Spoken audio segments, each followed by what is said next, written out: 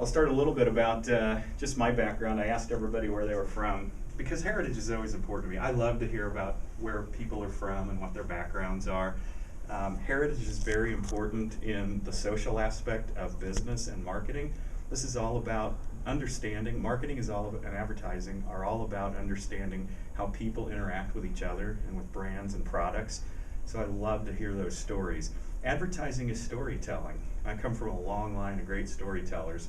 I have an uncle that just passed away here. He was from Shenshin, Kansas, and he was probably one of the most colorful people in Ellis County. He was almost 90 years old when he passed away, and he was the best storyteller I've ever known in my life. And to this day, when I'm thinking about how do I tell a story for a brand, I think about how my Uncle Buck Stingus would tell the story. And he would tell it in a very colorful way. And so it's about storytelling. I grew up in La Crosse, Kansas, which is just 24 miles south of here. Went to La Crosse Rural High School. And I'm going to fast forward so you can see all the photos, and I'll just speak to them all. I'm of Volga German descent. All 8 of my great-grandparents were in Liebenthal, Kansas. They all came together from the Volga area of Russia, what's now the Ukraine, and they all came here together in 1876. So I have a lot of heritage in the area. My great-grandparents had the names Herrman, Schaefer, Unrein, and Depperschmidt. So you probably know people in the area who have those names. I'm probably related to all of them. So my family has been around this area my entire life, their entire lives. And my uncle, or my great-grandfather, I thought this was a great photo. In 2003, it was the 100th anniversary of Fort Hays State University, and they put out a special insert in the newspaper. And I opened it up, and I had no idea until I saw this photo. That upper left corner, the guy kneeling with the bumblebee stripes on his sweater, that's my great-grandfather, Conrad P. Schaefer.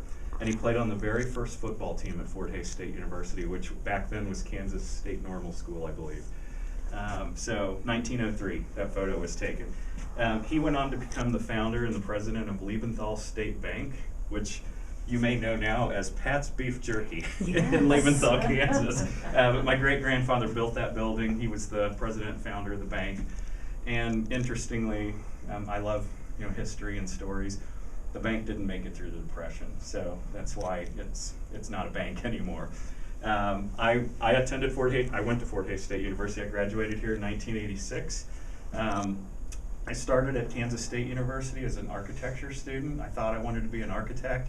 You're going to hear a little bit more about that story later, but I made a decision at some point that architecture, I loved the design aspect and the aesthetic aspect of architecture. I absolutely hated and sucked at the math part of it. So the science part of it, which is important, when I hit structural physics, I decided this isn't really what I want to do. So I transferred to Fort Hays State University.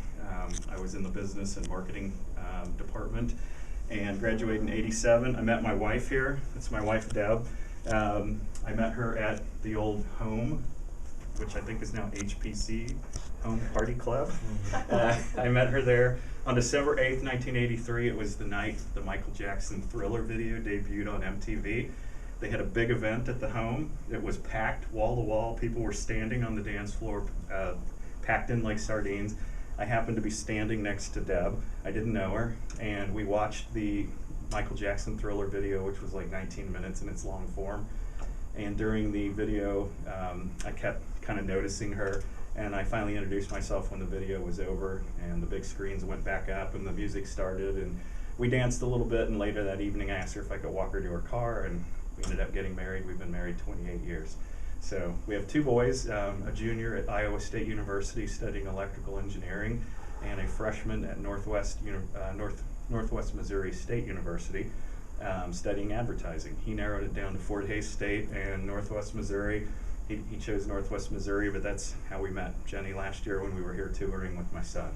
So I moved from Fort Hays, graduated in '86. We moved to Phoenix in '86. I took an internship with Best Western Hotels. Their international headquarters are in Scottsdale. Ended up staying in Phoenix on the corporate side of marketing for about 8 years. Moved to Kansas City in 1993. Followed a a boss from Phoenix who was moving to Kansas City. Got me a little closer to home. Got an offer to move back to Phoenix a year later. So we've actually lived in Phoenix and Kansas City twice. We moved a lot when we were young. It was easier to move. You'll find that before you have kids, take those opportunities. If you have great opportunities to get good jobs, take that opportunity, because it's just going to get harder to move. The older you get, the more settled you get, the more you have children. So we've lived in Phoenix and Kansas City twice, and 8 months ago, I moved to Omaha. I'll tell this story quickly, but I turned 50 this year. We're empty nesters for the first time in our lives, and my wife and I decided that maybe we wanted to try something we'd never tried before. And I got contacted by a recruiter out of Chicago who was looking for somebody to buy an existing ad agency in Omaha, 30-person shop, so a much smaller agency that I was used to working with, but a nice size for ownership and entrepreneurship. And I took the opportunity. There was a gentleman who owned the agency whose father actually started the agency 40 or 80 years ago. The current owner was 65. He was looking for somebody to take the agency over. So I moved to Omaha. I left on very good terms with Barkley. I'd been there at Barkley for 11 years. And the opportunity was great. I moved my family there. I was running the agency. I was planning on buying the agency in January of 2015. And Barkley called me and said, you know what, we have a role for you that we just really want you to take, and you can stay in Omaha. We're building a new practice around business strategy for innovation, brand innovation, targeting new segments, targeting new channels for distribution. We're focused on the consumer packaged goods category, food specifically. We're looking at flavor trends, cultural trends, and we want people who can identify those trends 5 years out, work with our food clients, and develop new products and channels and segments. And I said, that just sounds awesome. I'd never done it before, but they had the confidence that I could do it. I could lead this group. We've hired some great people. We just hired the global director of innovation for Frito-Lay. She led the Doritos brand, which I'm a huge Doritos fan. When I met her, I said, I can't believe you haven't heard of me. I'm a super user. So I eat Doritos every day. We also hired the director of brand strategy for Budweiser. He's on our team now. We're assembling a team. I've hired a person in Omaha to work with me, a strategist and a planner.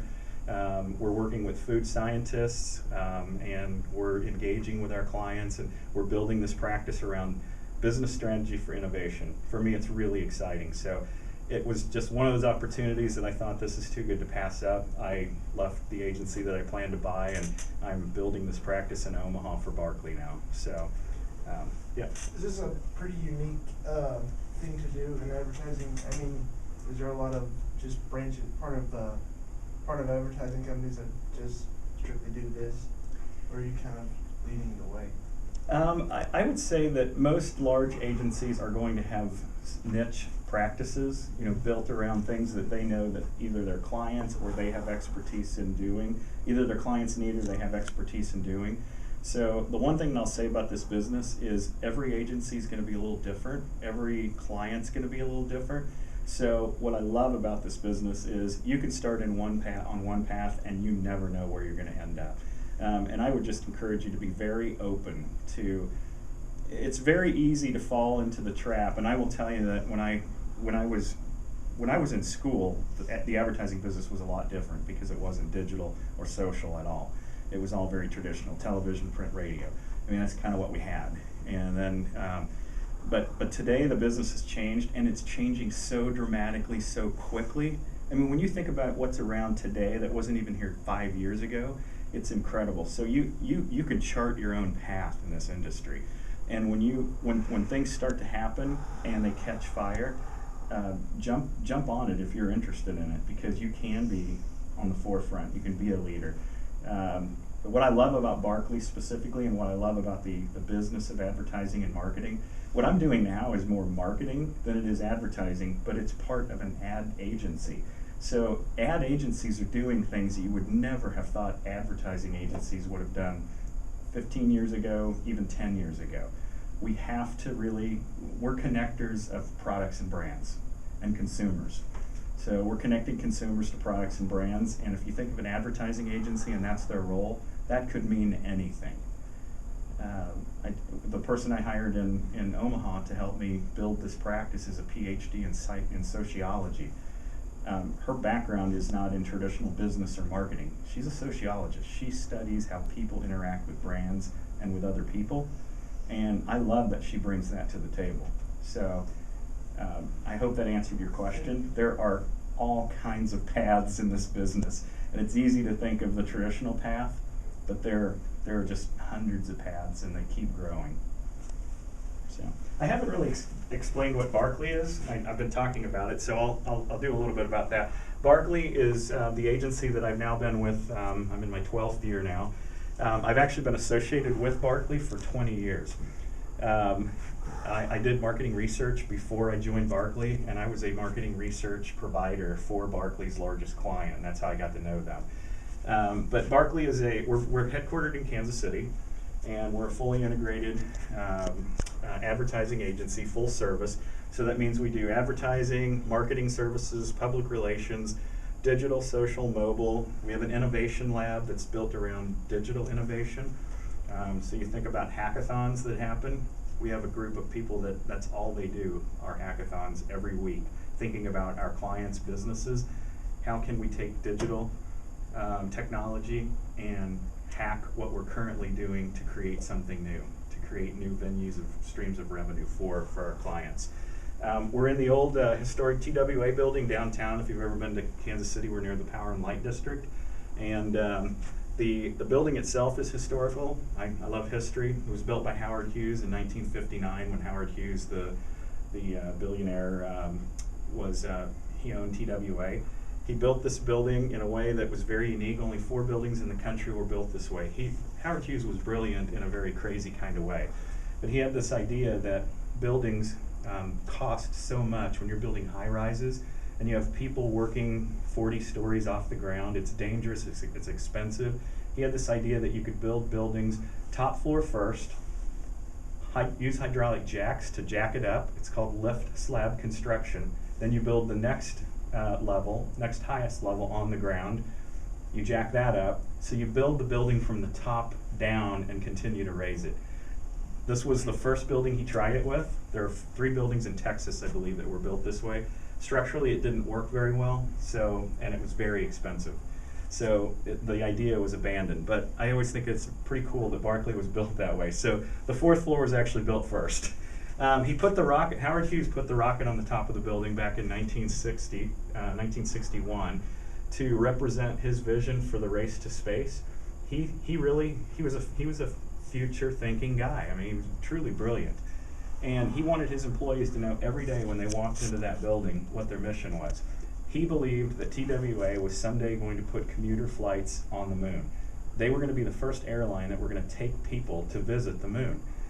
I mean, that's pretty cool to think that he had the vision to do that. So he had this rocket built and it had the TWA logo on it. He put it on top of the building as a vision as a symbol of his vision for this company. That's what leaders do. They provide that kind of vision.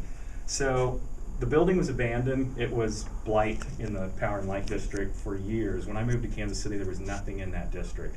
Barkley decided that we would renovate the building, and when we renovated it, it's now listed on the historic registry. We had to take it back to its original state as much as possible. So we found the rocket. Howard Hughes had given the rocket to Walt Disney. They were friends. And if you've ever been to Disneyland and you go to Futureland, the original rocket is in Futureland. It's 300 feet high. No, I'm sorry, 30 feet high, so 33 stories high. And the original rocket is now in Futureland. We couldn't get the original rocket, so we replicated it to spec and put it back on top of the building. And it just, for us, it represents the idea of being visionary in this business for our clients, being visionary, thinking forward.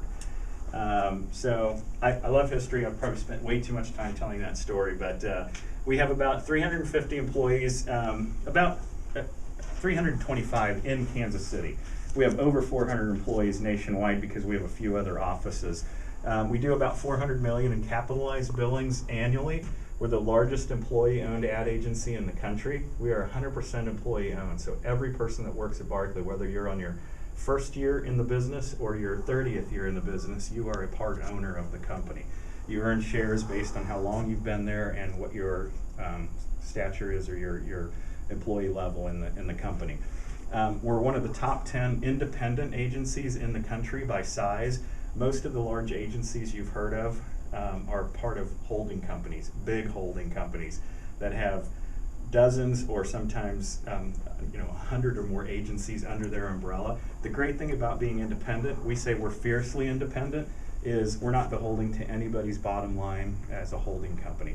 So we can make decisions for our clients based on the right thing to do, not the right thing to do for our holding company's bottom line. And we can make those decisions a lot quicker because we don't have to go through holding company decision red tape. So for us, we sell it as a benefit to our clients that we're an independent agency. We're one of the largest, and we have no plans on selling to a holding company. We've actually started to build a small holding company by buying other agencies around the country. So we're in Kansas City, but we bought an agency in Boulder. It's called Grenadier, and it's a great design shop. Boulder is one of those creative hotbeds right now. It's really become a talent magnet for creatives. So we opened a shop in Boulder. We bought a digital firm that specializes in web development in Pittsburgh, PA, and we have about 40 employees in Pittsburgh. We just opened a production company in LA because we are we still do a lot of video and television work, and we are a SAG signatory, Screen Actors Guild. So because we're bound by the union rules, we have to use union production companies and union actors when we produce any video or film work, which means that most of that work has to be done in either LA, Chicago, or New York, because that's where most of the Screen Actor Guild production companies and actors and actresses are. So we decided, well, we're doing so much work there, we should just open an office in LA. We've hired some production folks there, and it's a production business for video and television. And then finally, I just started our practice in Omaha. We're the smallest, but I think we will grow. As I mentioned, we're integrated, and I think it's important.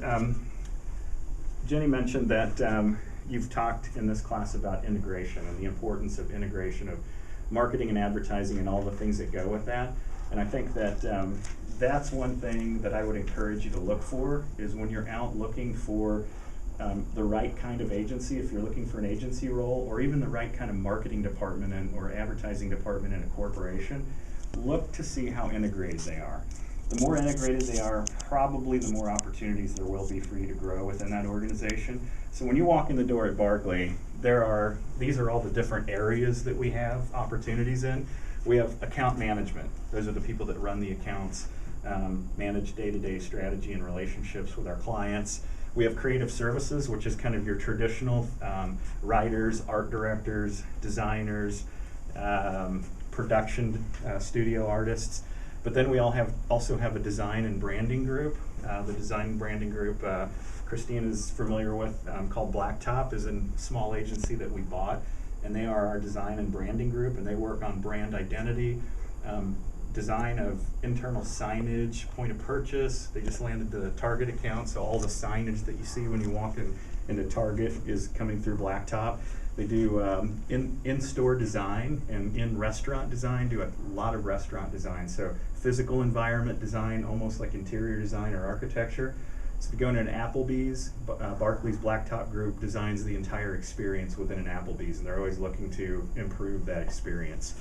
Public relations, which includes some social media, but we also have a social media group that does nothing but social media. Social media, and we'll talk a little bit about that, has grown. It's incredible how social media has grown. And we started a social media practice, so we have people that do nothing but social media for our clients, and that means that they are managing the Twitter accounts, the Twitter feeds, all the communications that comes through Facebook, Tumblr, any communications that one of our clients are doing in social media. We have teams that do that work for them. So if you go to Dairy Queen's Facebook page, or you're following Dairy Queen on Twitter, that's somebody at Barkley that's actually speaking with you and engaging with you in conversations and creating all that content. We also, we were really on the forefront of creating social media war rooms at events, big events. So if you think about, we did the Republican National Convention 3 years ago. Think about all the social media that was all the conversations that were happening in social media around the Republican National Convention. We had a war room at the convention. We had probably 40 social media people in a room, literally this big. It looks like NASA, with screens. Imagine all these soft boards are monitors, and they're watching all of the social media conversations that are happening, and they're responding and they're engaging in those conversations. So that things are happening live, and you're managing those conversations. You're not letting them get out of hand. You're kind of shifting and shaping them in the right direction. We also did the same thing for Major League Baseball All-Star Game last year. Barkley was the official social media war room manager. And we'll work with the client's social media teams, but we build the room. We manage the event, and we make sure that social media is being managed in the right way for our clients' brands and products. I think social media is probably the most exciting area for any young person to go to work in right now. For me, it's where our business is going. Our business is completely transferring to digital and social. There's still going to be television, radio, and print, no doubt. And television is still the largest medium out there, so it's not going away, but everything's about multiple screens. We're all doing multiple things at the same time. We have a digital media group, media planning group that still does, how many people do you want to reach? Where do you want to reach them? What's the right place to be? They do traditional and digital media planning. We have a strategy and account planning group. Strategy and account planning used to be in the purview of account management. I grew up in account management. It's kind of what I've always done in the agency world. When I was growing up in the account management world, we were the strategists. Now we're hiring people who have specific expertise in business strategy, brand strategy, and account planning. And they are our partners on our accounts. So that's a group to itself. Motion design and production. We hire animators, videographers, video editors. We have a video edit suite in Barkley and Kansas City. We also have our LA group. We hire a lot of our motion design people have come from Fort Hays State University because there's a reputation here. And Justin McClure, who I saw just won one of the Young Alumni Awards at this past October. Justin started our motion design group at Barkley, and Justin was a friend of mine. Justin left us to go to Nashville to Country Music Television, and now he's in Wichita, and he's opened his own motion design group, and he's working for large companies all over the world. So Fort Hays has a great reputation for motion design and design. Several people in our design group have come from Fort Hays. And the guy who led our account management came from Fort Hays. So, hey, we're doing okay. We have an innovation lab that focuses on digital innovation. I talked a little bit about that. So I just kind of wanted to give you a picture of what the agency world looks like. And this is fairly typical for a large agency. If it's a smaller agency, they may have some of these services, but they need all of these services. So they will partner with somebody who brings that to the table. A large integrated agency will have all of this, but a smaller agency might be focused on traditional advertising, but then bring in a partner who focuses on social media, digital media, web development. And there are a lot of small agencies out there that focus just on that, on a niche, and they partner with other agencies. So it doesn't mean that we're necessarily competing. We bring in other agencies sometimes to work with us. We're not too proud to admit when we don't know what we don't know. So I'll call a consulting partner in on a lot of work. Some of the clients you might be familiar with, we are the agency of record for Dairy Queen. Everything you see for Dairy Queen comes from Barkley. Sprint, we handle all of Sprint's business-to-business work. We specialize in their automotive related technology.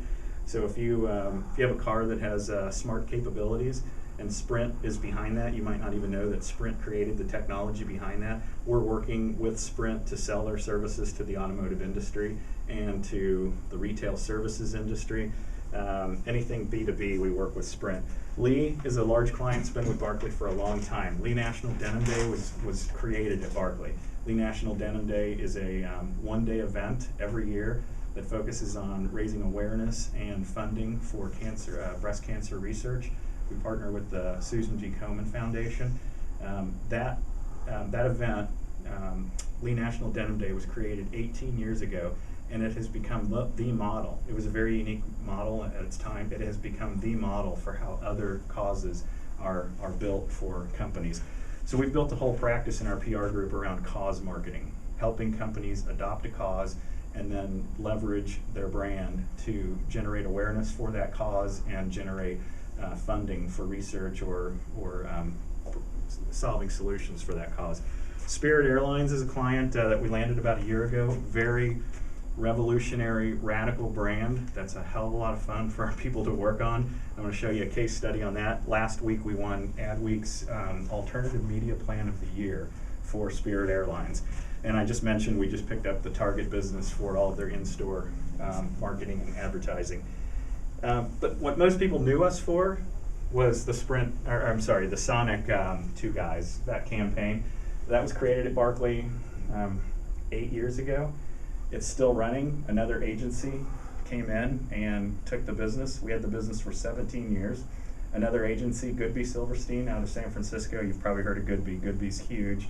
They created the Got Milk campaign. They're very famous.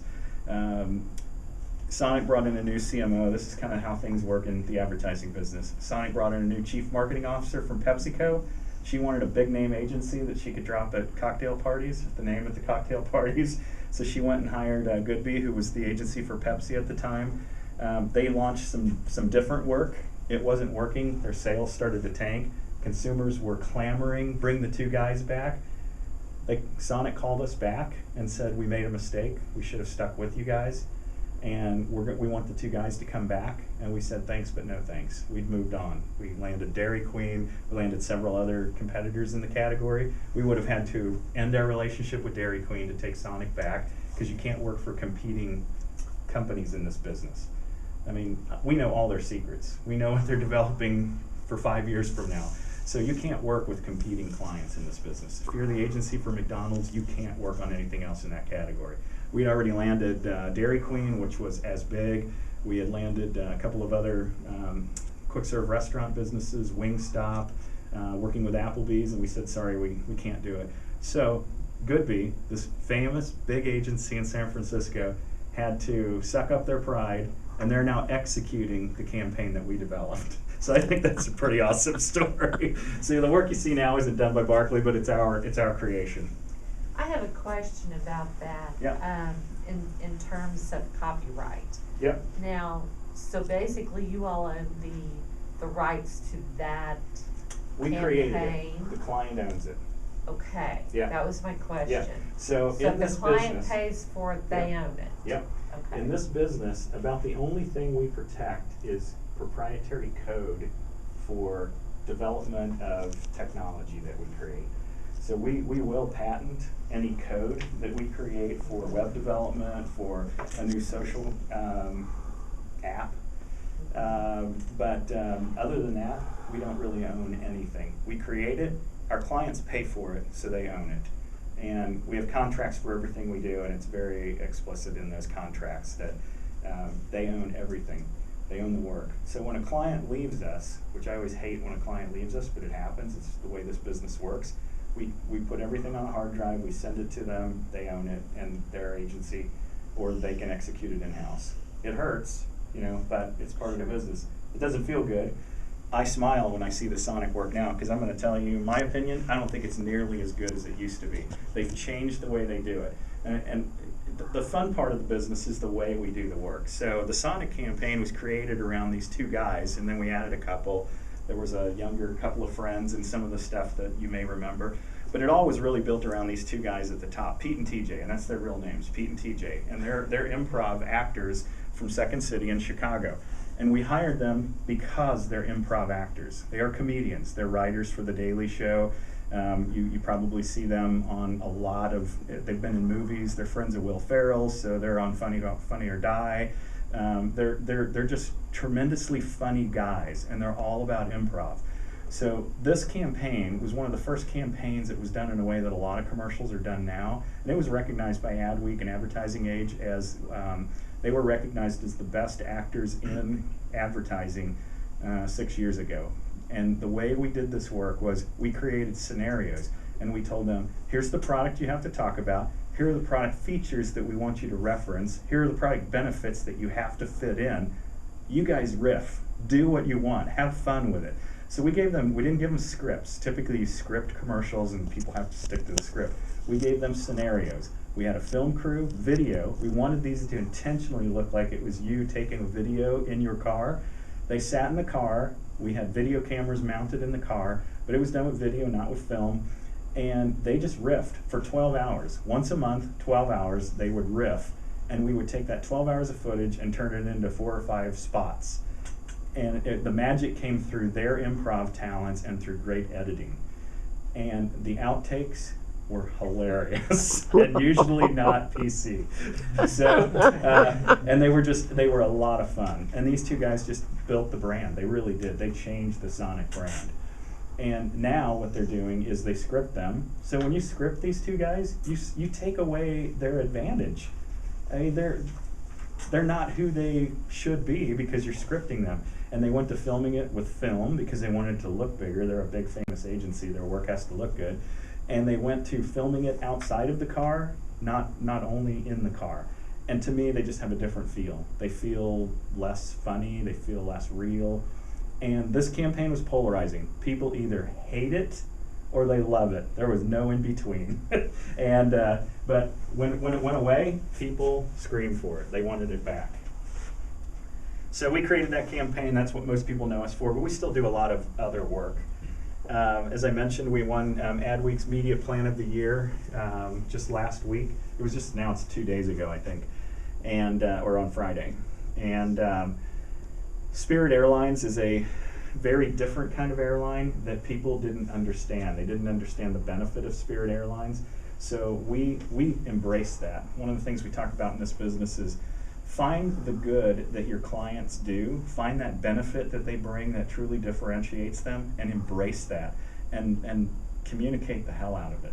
So with Spirit, because they charge for everything, they're a base fare airliner. So you pay for a seat. Other airlines, you pay whether you're going to use the services they offer, luggage check-in, if you're going to eat their food, if you're going to drink their drinks, you still pay for that in the price of your ticket.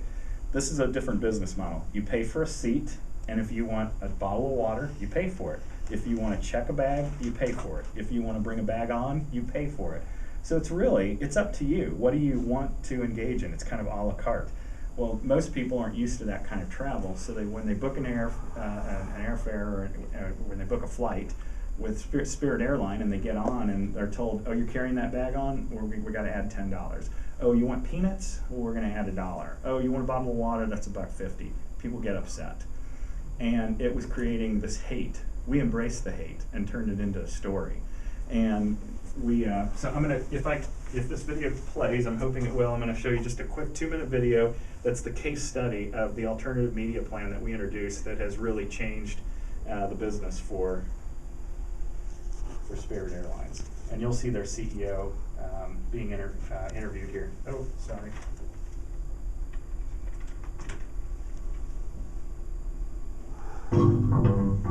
Well, Chopper 5 flew above something very puzzling just a few hours ago. A cornfield mystery near KCI Airport is solved tonight. They solved the mystery behind a crop circle near KCI. This massive symbol captured the attention of flyers and others on social media. Flyer Brendan Villager tweeted this photo as he left for Denver today, asking, what does the crop circle mean? You see, that man and that circle are about to become familiar symbols here, part of a new ad campaign by Spirit Airlines promoting their so-called fair fares. The case is that, we know customers can get frustrated with airlines in general. And at Spirit, we have a different business model than the rest of the industry. But we want people to understand some of the things it takes to get those low prices a little better. So we see this as a little tongue-in-cheek way to maybe explain our business model and how it's different and how it helps save customers money. On the way back from the airport, we spotted another sign, a billboard by the highway. And tonight, Spirit isn't talking about exactly how they pulled this off. We don't know exactly how they did it or what it cost, but we tip our tinfoil hats to their imagination, Krista.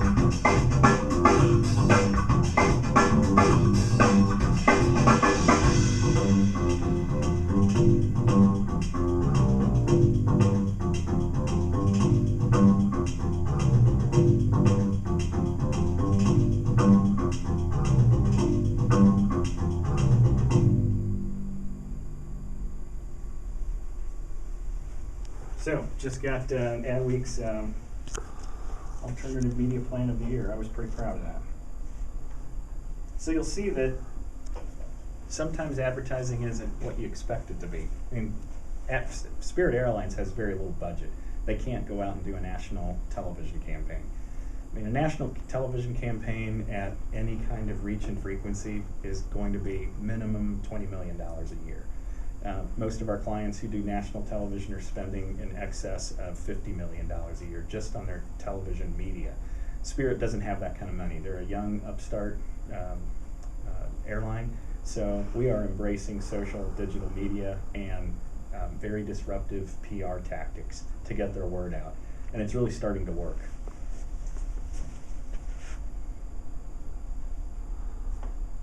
So that's a little bit about Barkley and what we do. I was going to quickly talk about my background, but and then kind of my 7 tenets. But if that's not what you guys want to hear, I want to make sure I address any questions you might have, anything you might want to talk about. I'd also mention, if you're looking for internships, Barkley has a great internship. It's called the mentorship, because we really look at it as interns sometimes aren't treated the way a mentoring opportunity should be treated. And so we've created a mentoring program, and it's called the mentorship. You can go to the Barkley website, barkleys.com, and it's a pretty strenuous application process. We don't just ask people to submit their resumes. We give you an assignment. If you're interested in working for us, we want to know that you're going to be passionate about working for us and that you're passionate about this business.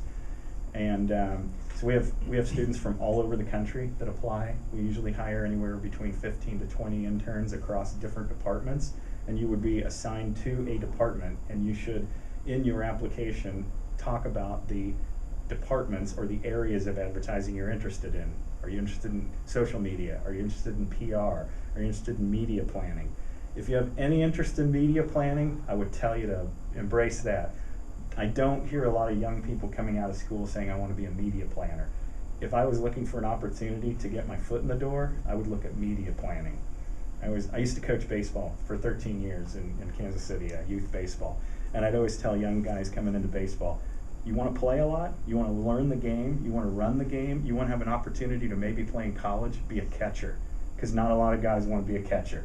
It's kind of it's a role that is hard. You're squatting the whole time. You got a mask on. There's not a lot of glory, but you're learning the business of baseball from inside out. That's what media planning is to me. You're like the catcher on a baseball team. Not a lot of glory, not a lot of face time, but man, you're learning strategy and you're learning the science of the business, because it's a lot about science. The woman who negotiated soybeans instead of total rating points, which is what most media planners are negotiating, she's just scrappy. She's that catcher who isn't going to give up.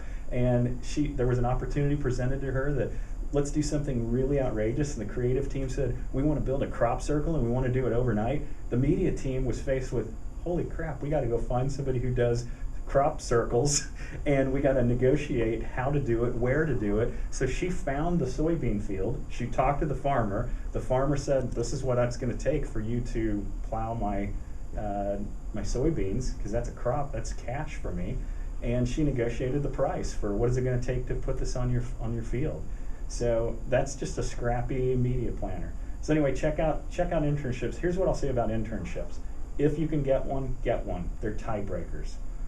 I interview a lot of young people, and what I look for is your enthusiasm, your want to be in this business. I want somebody who's going to be a workhorse. I want to know that you're going to do whatever needs to get done to do the job.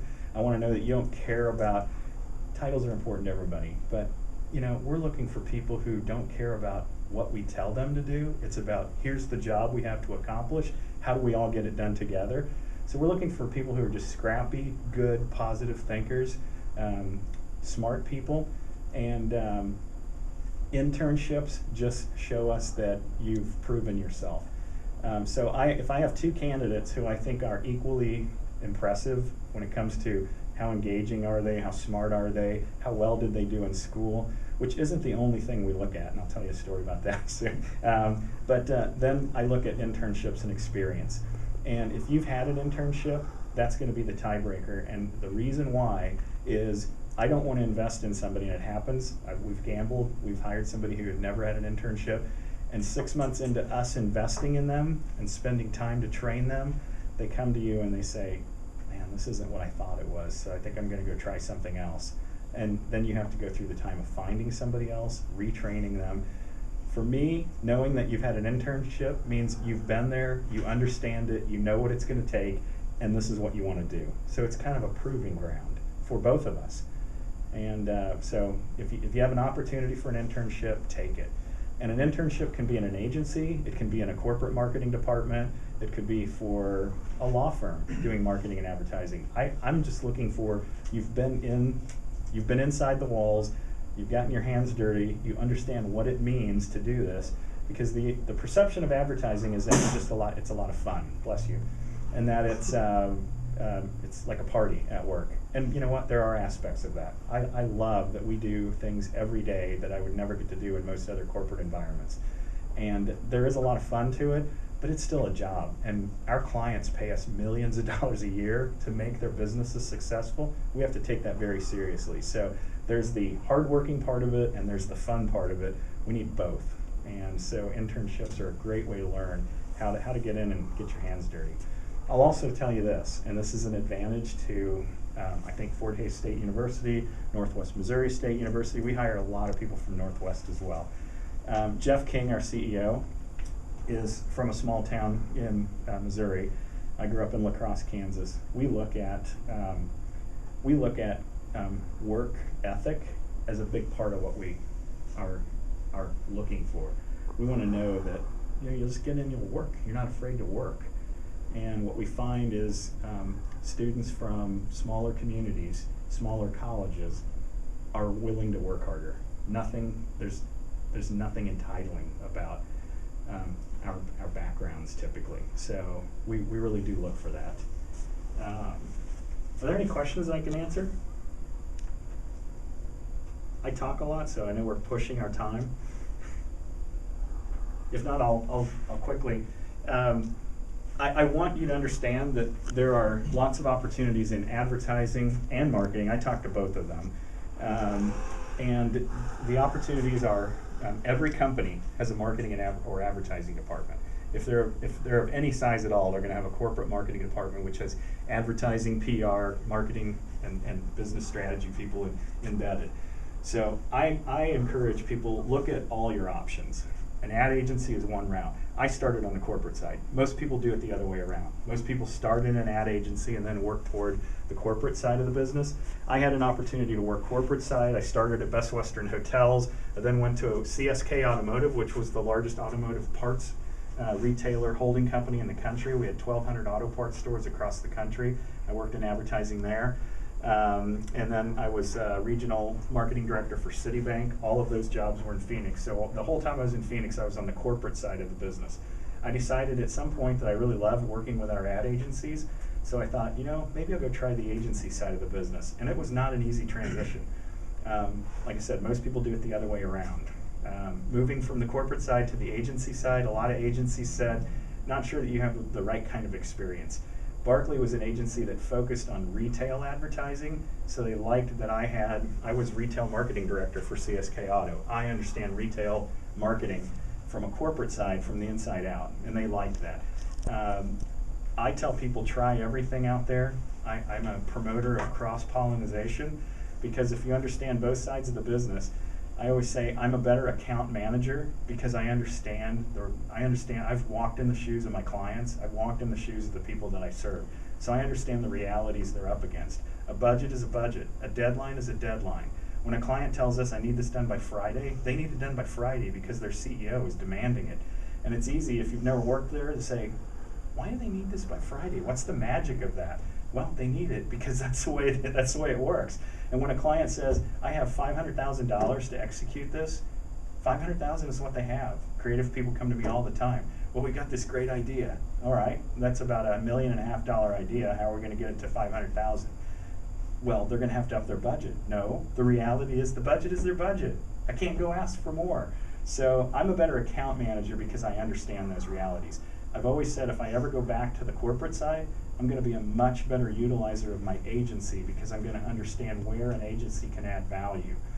I didn't use my agency in the right way when I was on the corporate side. And most clients that I work with, quite frankly, don't use us in the right way because they treat us like a wrist. They treat us like we're executing what they tell us to do. A good client understands that we have some really smart people who can help their business if they'll open their aperture and let us help. Don't just tell us what you want to do, tell us what you want to accomplish, and I guarantee we'll come back with some solutions on how to accomplish what you need to do. So that's why I promote both sides, and I tell you, keep your minds very open to corporate side, agency side, whatever opportunities there are, and learn something at every step, and then take that learning to your next step, and you'll be successful in this business. On the agency side, some of the clients I've worked with, I feel so fortunate. I've worked with some great companies.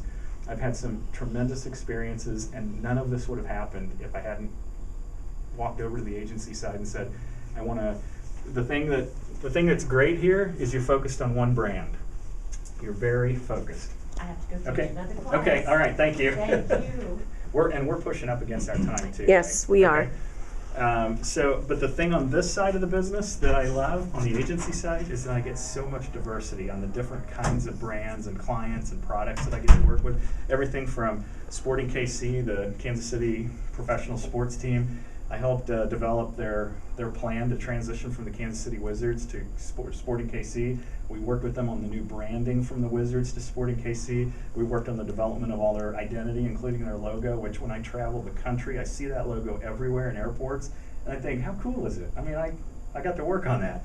I've worked with NASCAR, IndyCar, the PGA Tour. I'm a golfer, so working on that is awesome. To Hallmark, to Sears, to Build-A-Bear workshops, to banks.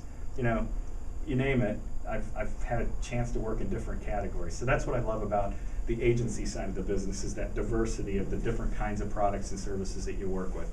And on the agency side, at a larger agency like Barkley, typically you're named agency of record, which means you're going to work long-term on that brand. And typically you work on more than one brand. Most people can't work on more than 3 brands, or you just get stretched too thin. But you might work on 3 brands for a couple of years, and then you get transitioned to another brand, and that's how I've been able to build working with these companies over the years. So we're not going to have time to go into my 7 simple tenets of success, but I think I've shared pieces of that with each of you. I promised Jennie that I would tell this quick story. So if we go back to the opening slide, this kind of reminded me of the Fort Hays State University Forward Thinking, World Ready. I actually worked with Dr. Hammond on the brand positioning research that went into that tagline, and it was when Dr. Hammond was, Forward Thinking, World Ready, I believe, is what we came up with, and this was back in like 98 or 99, and Dr. Hammond's approach was high touch, high tech, and he called me and said, I need some help on doing some research on this brand positioning, and I want to reach more students than the students that we're attracting right now. I want to reach larger metro areas like Wichita and Kansas City. I want to have a worldwide presence from a high-tech perspective, and I want to make sure that we're communicating that in the right way. So he said, wondering if we could hire you as a consultant to help us do the research and the brand positioning work. And I was honored. And here's why I was honored. When I started here, I transferred here from K-State my sophomore year. I came here and I had a big social network of friends because I grew up right down the road. I didn't have those friends when I was at K-State because not a lot of students went from La Crosse to K-State when I was there. This was in 1983 when I transferred here. I came here and my focus really wasn't where it should have been. I partied a little bit too much. I had a little